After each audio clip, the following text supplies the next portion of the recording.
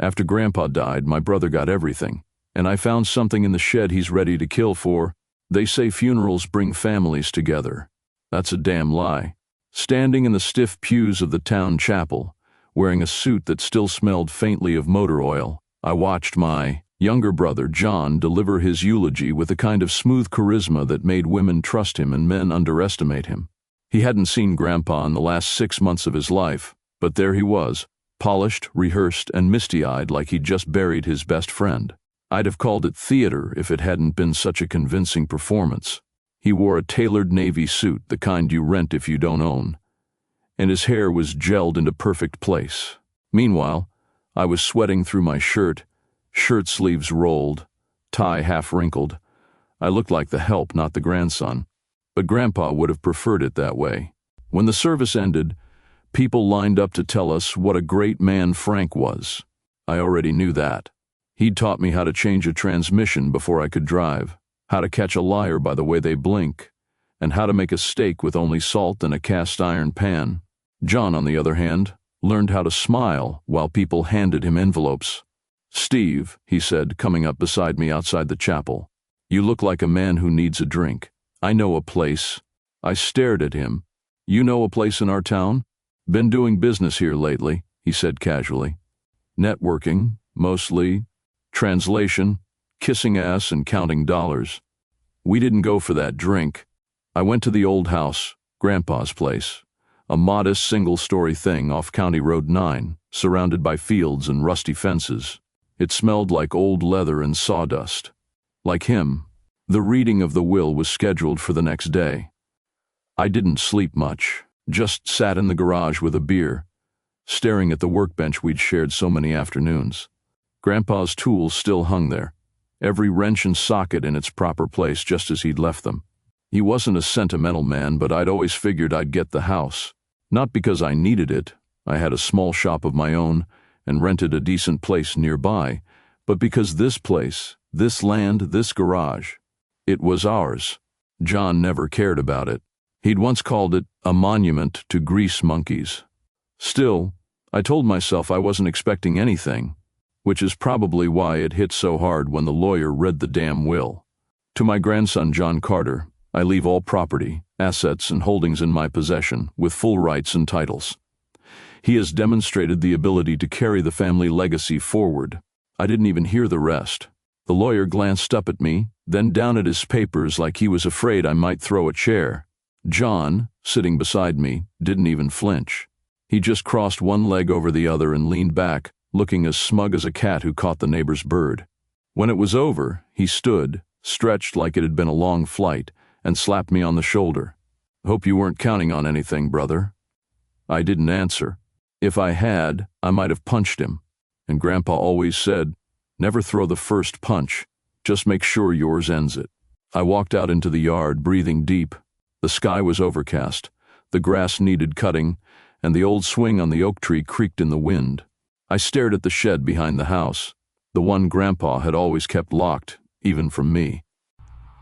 I didn't know it then, but that shed, it was about to change everything. The day after the will reading, John left early, said he had some phone calls to make and a property to manage, that property being Grandpa's entire life, apparently. I stayed behind. Not because I didn't have somewhere to be, I had plenty. But something about the way that old house sat under the gray sky felt unfinished, like it was waiting for me to say goodbye properly. I wandered through the house like a ghost. Every room told a story. The kitchen still had Grandpa's mug on the counter, chipped on the handle. The armchair by the window still held the imprint of his shape. It was the kind of quiet that made your thoughts too loud. Eventually, I made it to his bedroom. The door creaked open like it hadn't been touched in weeks. Probably hadn't. He'd been sleeping in the living room during his final months, where it was easier to reach the bathroom. The room smelled like liniment and old flannel. On the dresser sat a faded photo of Grandma. She died before I turned 12.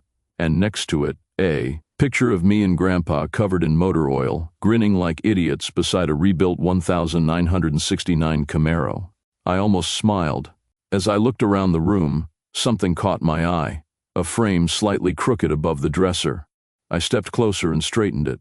Behind it, Tucked between the frame and the wall was a small brass key, old, scratched but solid. It didn't take a genius to know what it opened. Out back, the shed hadn't changed in years. Ivy clung to its tin roof like it was holding the place together. The padlock was rusted, but it clicked open easily with the key. I pulled the door open and was immediately hit with a thick wave of dust and the sharp tang of oil and metal. The inside looked like a time capsule. Shelves lined with coffee cans full of nails, a covered workbench, and boxes stacked haphazardly, like Grandpa had meant to come back but just didn't. I stepped inside, letting the door creak shut behind me. Sunlight pushed through a crack in the roof, spotlighting a patch of floor near the back wall. I don't know what made me notice it. Maybe it was instinct, maybe just luck, but one of the floorboards looked newer. I knelt and pried it up with an old crowbar I found under the bench. Beneath it, nestled in the dirt, was a small metal box.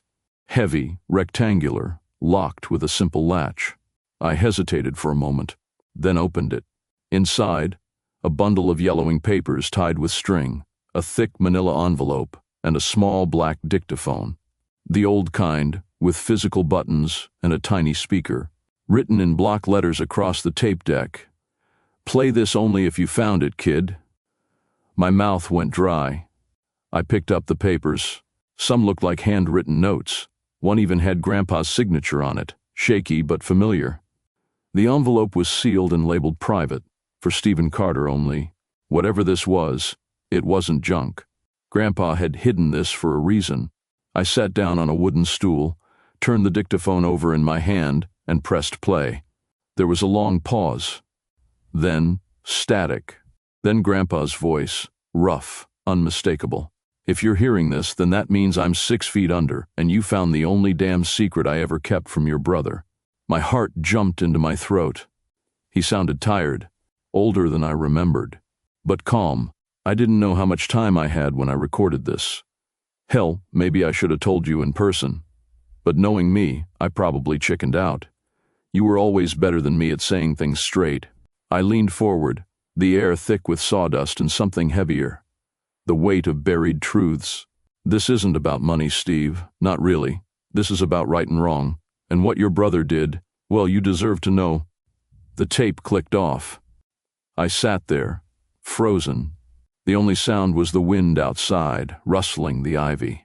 In that moment I realized the story I thought was over. Grandpa gone, the will settled, the house lost. It was just beginning. And John? He wasn't going to like how it ended. The tape clicked again, louder this time. Then a breath. Grandpa's breath. "If John got everything," he said, "then he stole it." I sat still, barely breathing. The shed felt colder. Or maybe it was just my spine reacting to the words. Grandpa never spoke in half measures. He wasn't the kind of man to toss out accusations lightly, not even in death. "I should have seen it sooner," the voice rasped on. But I was tired. Old bones, foggy brain. That boy, your brother, he always had that smooth talk, that way of making you feel like you owed him something, even when you didn't. There was a pause, then a cough. It sounded like he'd stopped the recording, then picked it back up later. The next part was quieter, slower. "You were always here, Steve, at my side, fixing things, asking questions, keeping me company even when I didn't want it. Hell, you reminded me of myself when I was your age, not in the way you looked, in the way you showed up." I blinked hard. I could picture him, sitting at his old kitchen table, tapping this message into the recorder between sips of burnt coffee. John came around only when he needed money, or wanted to remind me how hard he was working at that fancy job of his. Always trying to impress, he never cared about the house, or the land, or the workshop. But when he found out I was rewriting the will, suddenly he was Mr. Devoted Grandson again. The sound of paper shuffled in the background. Then, one night I caught him going through my desk. Didn't think I saw, but I did. He was looking for the new will, the one I wrote with your name on it. The real one. I leaned over the box and pulled out the stack of yellowed documents. The top sheet had Grandpa's handwriting, messy but unmistakable. My name was there, in black ink, underlined twice. "I wrote that will by hand," he said. "Didn't want a lawyer. Figured my word was enough. Maybe that was stupid. Maybe I underestimated how slippery your brother really was. I found the date on the top corner, 4 months before Grandpa died. A full 2 months after the version the lawyer read aloud. I didn't sign it in front of anyone, he went on, so I know what you're thinking. It may not hold up in court, but I wanted you to have it. I wanted you to know it wasn't a mistake. You were supposed to have the house, the land, the shop, everything. His voice cracked. You earned it. And more than that, you'd respect it. I found the envelope next, the one marked private, for Stephen Carter only. Inside was a single sheet of notebook paper, folded twice. Steve, I don't know if you'll ever find this. I hope you do. And I hope you know none of this is your fault. If John ends up with everything, it's because I waited too long to fix things. But if you're reading this, maybe it's not too late. Whatever you decide to do, do it your way. You don't owe either of us anything anymore. But if you fight, just know I'd be proud. I didn't notice I was gripping the paper so hard until I saw the sweat on my fingers. A mix of rage and grief pulsed in my chest. Not because Grandpa had changed his mind, but because he'd been right to. I'd been here. I'd shown up. And John? John had wormed his way into a signature he didn't deserve. I looked around the shed, the shelves, the tools, the greasy rags folded just like Grandpa left them. This place was supposed to be mine. Ours. But John had beaten me to it. With charm and lies. I felt a heat crawl up my neck, a bitter taste in my throat. I wanted to storm into his office, throw the papers on his desk and say, "Explain this, you smug bastard." But I didn't. Not yet. Instead, I packed the box back up, locked the shed behind me, and walked back toward the house with a tape recorder in my coat pocket and a war quietly starting in my head. I wasn't ready to burn it all down. But the match was in my hand. 2 days after I found the tape, I sat in a booth at Maggie's diner, nursing a coffee that tasted like burnt ambition and second thoughts. Across from me was Kelsey Monroe, leather jacket, jeans, boots scuffed from real use. She looked exactly how I remembered her in high school. Sharp eyes, sharp tongue, never afraid to punch a bully in the nose. Only now she carried a law degree and a business card that read, Monroe and Gentry, legal solutions that bite back. "Okay," she said, drumming her fingers on the Formica table. "Let me get this straight. Your grandpa rewrote his will by hand, signed it, hid it under floorboards in a creepy shed, and left you a voicemail from beyond the grave?" "It wasn't a voicemail. It was a tape recorder," I muttered. "Uh-huh," she said, sipping her black coffee. "Much better." I slid the papers across the table. The handwritten will. The letter. A photocopy of Grandpa's signature from the previous legal will for comparison. She pulled out a pen, flipped the papers around, and started reading like a poker player analyzing a hand. No emotion. Just math.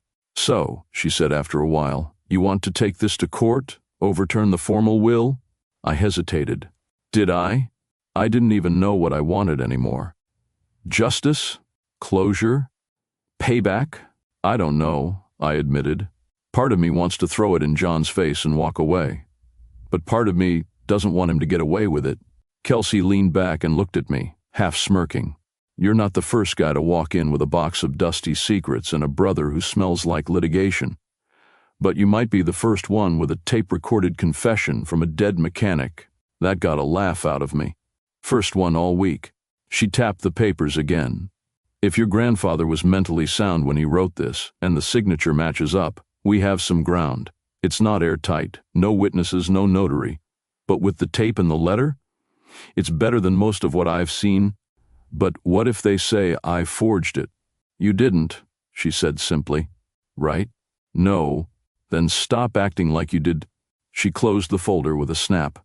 "Look, this kind of thing, it's ugly. Family always is. You bring this forward, it's not just about the house anymore. It's about proving John's a snake in a suit. He's going to play victim. Your mom might side with him. The town's going to whisper."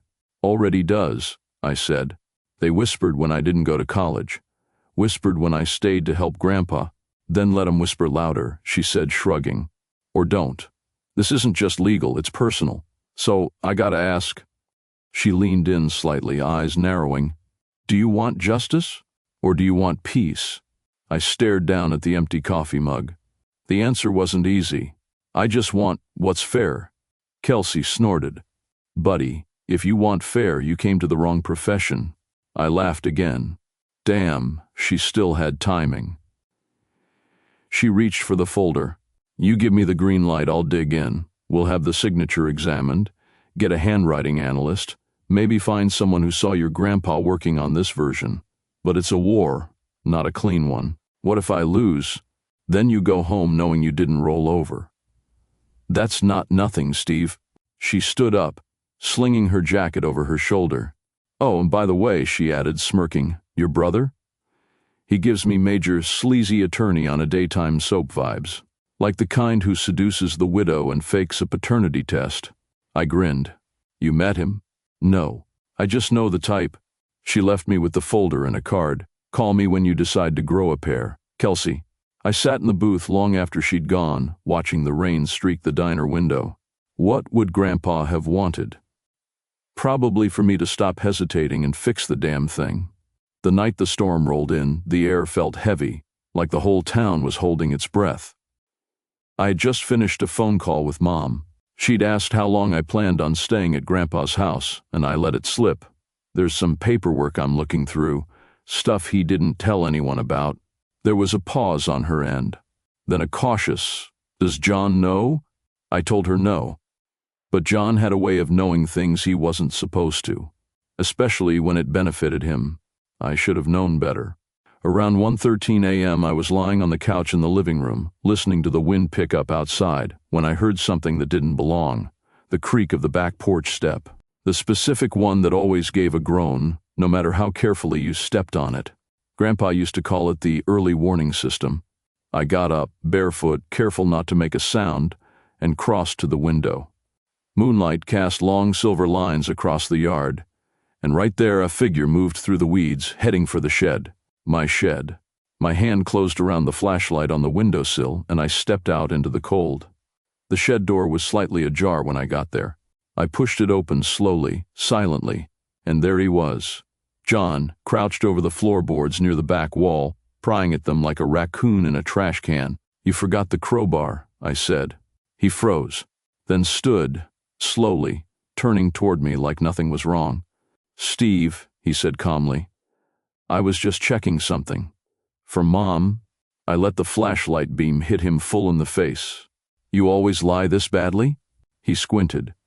Look, I overheard you talking about Grandpa's papers. Just wanted to make sure you're not being manipulated by a dead man? John's smile was thin and hollow. You're being dramatic. No, I said. Dramatic would be letting you crawl around in the dark like a rat and not saying a word. I'm giving you a chance. To do what? He snapped. Burn it before you get it authenticated. He took a step closer. I didn't back away. That will you think you found, it's worthless. No notary, no witnesses. Just chicken scratch from an old man who could barely remember his dog's name. Funny, I said. He remembered your name just fine. Said it right before calling you a thief. His jaw twitched. This is just more of your martyr act, he said. You think because you stayed and fixed his damn carburetor that you earned something? That's not how this works. I asked, stepping closer. Then how does it work, John? You show up twice a year, smile for 10 minutes, and suddenly you're the golden boy? He leaned in. I earned that, Will. The legal one. You think anyone's going to care about a piece of paper found under floorboards? Grow up.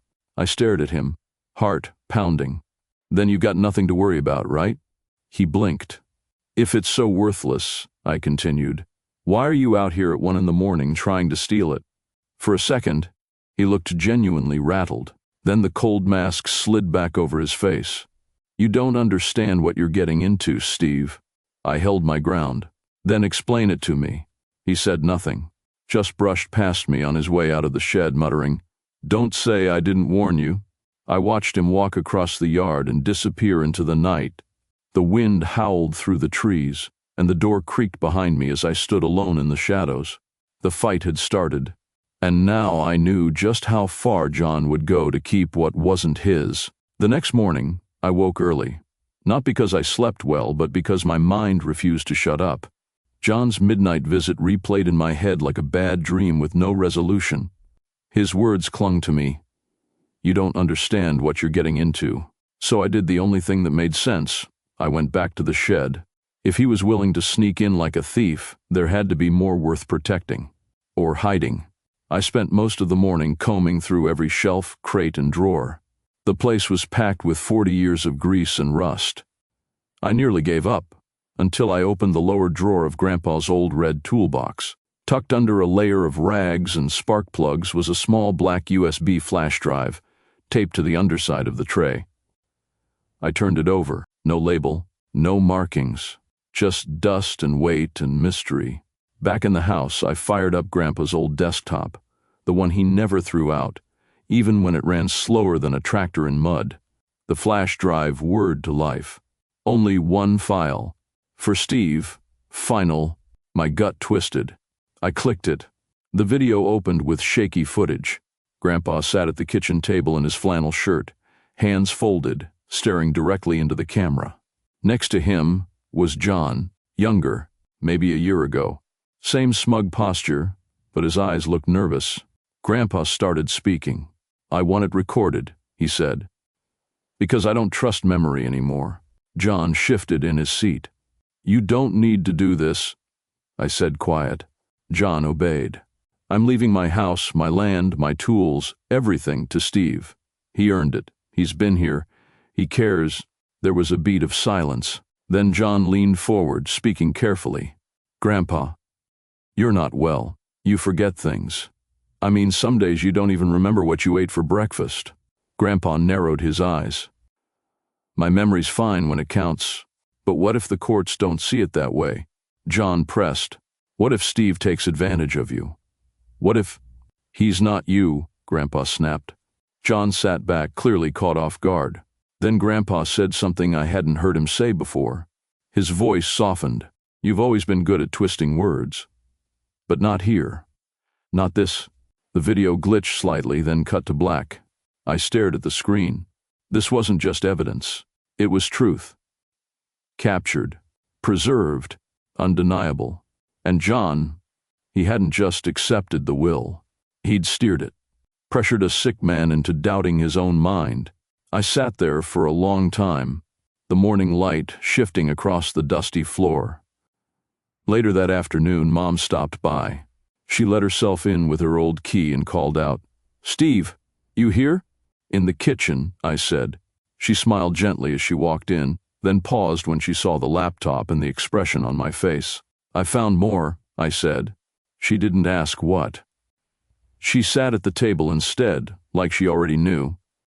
"I should have stopped him," she said quietly. "But he's always been fragile." "John," she nodded. "Even as a kid, sensitive. He couldn't handle pressure. He'd cry when he lost, lash out when things didn't go his way. Your father always said to give him space. And Grandpa? He thought tough love would fix him," she said. "Didn't work." I looked at her. "You knew what he was doing." She looked down. I suspected.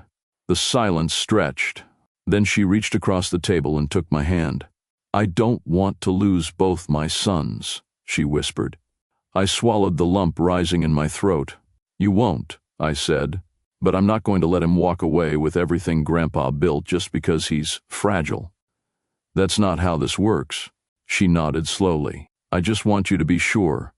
This won't stay quiet. Once you pull the trigger, it's all out there." I looked back at the screen, the frozen frame of Grandpa's face, and for the first time in days, I felt clear. I wasn't the one who'd been left out.